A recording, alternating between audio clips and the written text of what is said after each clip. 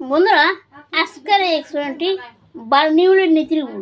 বার্নিউলির নীতির কারণে প্লেন বা বিমান আকাশে শূন্যে ভাসতে পারে বা আকাশে উঠতে পারে।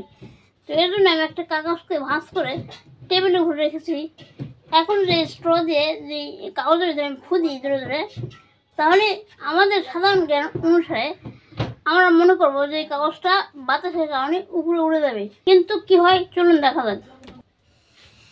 ওয়াও ওয়াও,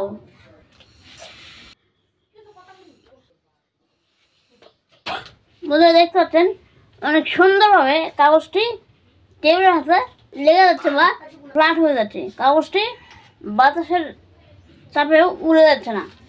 এখানে বার্নিউলির নীতিতে বলা হয়েছে যেখানে বাতাসের গতি বেশি সেখানে বাতাসের চাপ কম, যার কারণে এই কাগজটি টেবিলের হাতে